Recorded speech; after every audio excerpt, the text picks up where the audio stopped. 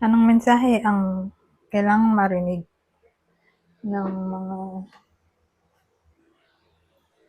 Leo sa buong buwan na 'to? Puwedeng nangyayari na 'to o mangyayari pa lang. Kung di man para sa inyo itong magiging reading, eh di baka para sa someone na malapit sa inyo o sa someone na kakilala niyo mismo. Baka may lumabas na gender mamaya. Gawin niyo na lang energy, masculine at feminine energy. Pwede rin naman na huwag niyo nang pansinin ang gender. Hindi ko masasabi kung anong magiging reading, kung positive ba o negative. Depende sa kung anong mapipick up ko. Energy. Walang masama kung papanoorin ang sun, moon at rising sign. Kasi baka alin man sa mga yan ay mag-resonate na sa sitwasyon nyo.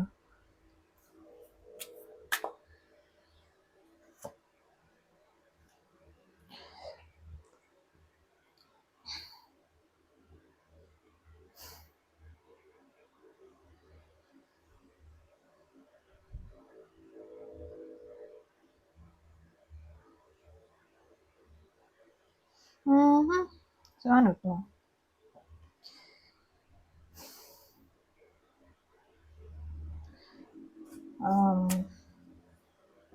Ang dating sa akin may something na maaring mag-cause ng wake-up call o awakening, reawakening. Sa topic ng career. Kasi nandito yung Nine of Pentacles. So, sa topic ng satisfaction sa career. Okay? Ngayon, meron tayong Knight of Swords.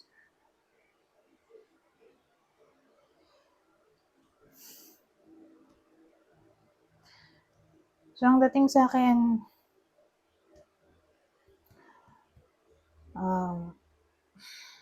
magti-take action kayo tungkol dito.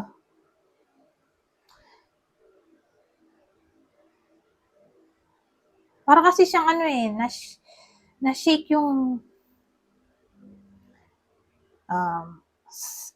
thoughts o sense of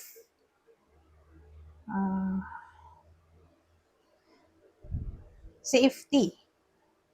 Ganun sa topic ng career. Na para bang nasanay ng ganun. Nasa comfort zone na para bang wala nang improvement. So, kung walang work yung iba sa inyo, di baka tumama to sa someone na malapit sa inyo, like anak, asawa, pamangkin, o kung sino man yan na malapit sa inyo o kakilala nyo na, yun nga, na may work. Kung wala kayong work. O kung may work, ganun nga. Na parang nasanay na sa ginagawang routine. So, ang dating sa akin, kakaroon ng change. Dahil nandito yung judgment, ito ay Pluto. Na yun nga, na maaring magpa-shake ng nakaugalian nyo na, nakasanayan. Ngayon, paano papasok ng Knight of Swords? Na para bang mag-iisip kayo dito Mag-iisip kayo mabuti. Isipin nyo muna ang gagawin bago kayo a-action. Hindi to kasi Knight of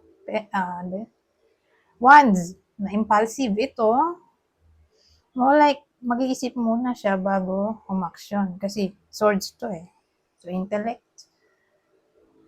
At kabayo action. So, ganun dating sa akin. Ito yung think before you act. Yung scenario dito. So, again, may ma-realize na lang kayo. May ma-realize kayo At itong Three of Wands natin, ito na yung perspective sa kung ano man ang ma-realize nyo dito. Siguro, may isip nyo na kailangan nyo i-embody ang change. Kasi na-stuck na nga kayo dito sa parang routine.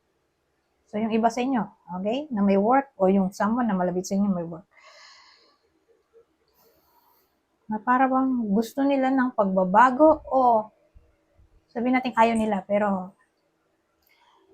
wala silang ibang choice kundi harapin itong change.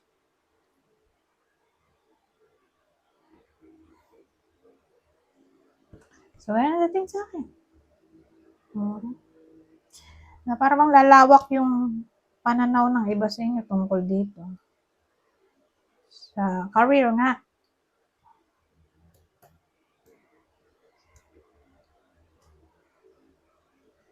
Ito kasi satisfaction sa career.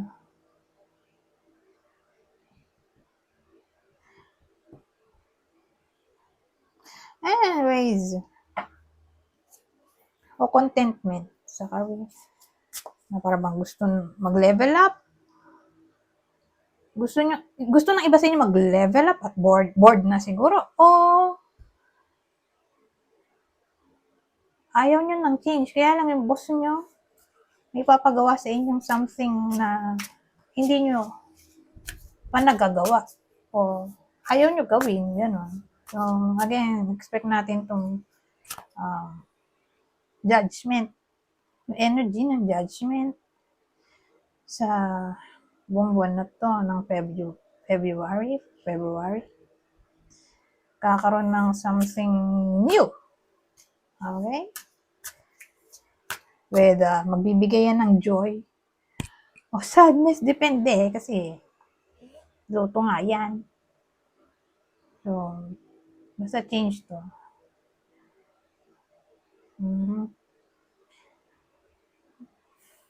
Na parang mapapaisip-isip kayo. O wake up call. Anyways,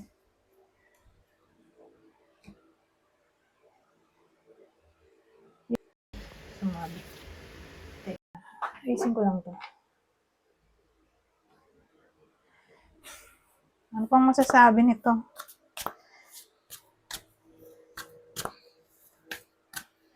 Ibang senaryo. Long distance, oh. Ano meron? Oh, mature woman.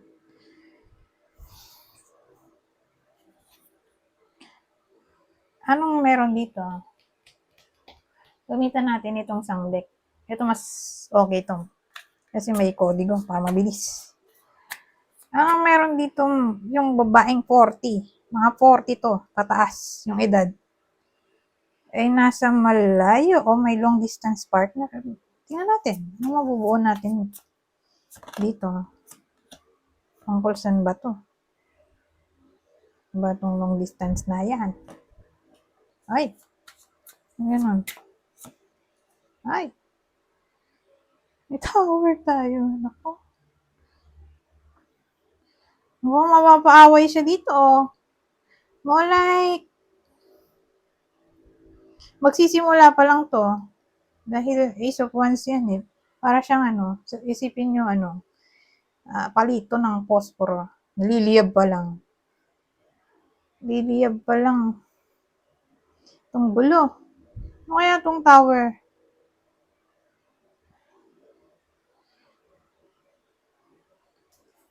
Something unexpected. Always expect the unexpected. Ano kaya yun? Okay. Eto, oh. Basahin ko na lang para mabilis. So, sabi, critical, cruel, overbearing, bitter, deceitful, unreliable, dismissive. So, ito yung unexpected na maaaring pag-awayan dito. So, remember, ito ay general reading. So, alin man sa mga to ang tatama sa sitwasyon ng iba sa inyo o sa kakilala nyo. Kasi remember din, na kung hindi tumama sa inyo itong reading natin, baka nga tumama sa someone na malapit sa inyo. Ito yung pwedeng pagmulan nito. Again, pasimula pa lang to, spark pa lang siya ng gulo. So, yung sudden dito ay may encounter iba sa inyo na masamang nilalang o magiging masama sa iba sa inyo o masyadong critical, overbearing, ano ba Tagalog? Parang masyadong ano nga bang Tagalog?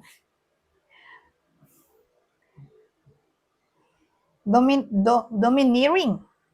Okay? O authoritative. O masyadong bossy. Eto, bitter daw. Masyadong bitter. Eto, deceitful. Grabe kung deceitful. Diba? Naloko na to. O naloko. Nanloko. O ito, unreliable in a way na hindi mo maasahan.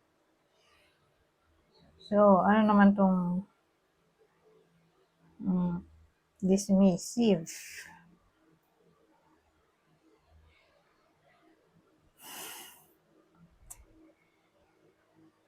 Ba, Tagalog nito.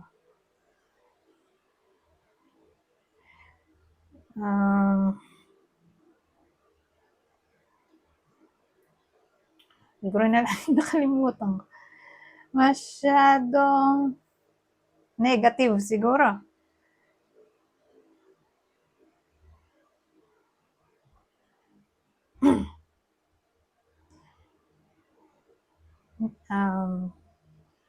Negative o walang respeto.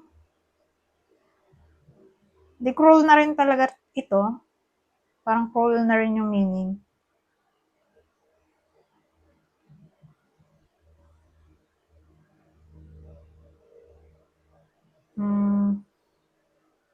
O siguro mapanglait. So, depende. So, again, ito yung pwedeng pagmulan ng gulo dito. So, again, ang tatamaan ng reading na to ay 40 years old na babae. Ito long distance with siya mismo yung nasa malayong lugar o ito yung makakaaway ng iba sa inyo. Nasa malayong lugar, 40 years old.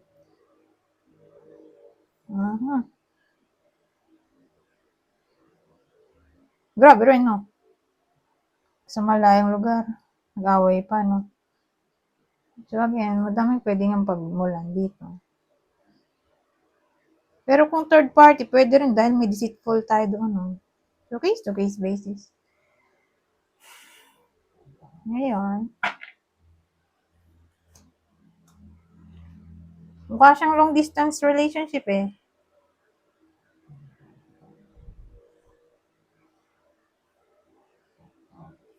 Eto, zodiac sign tayo, mag-zodiac sign. So, sino yung tatamaan? Ay, kung third party to, deceitful,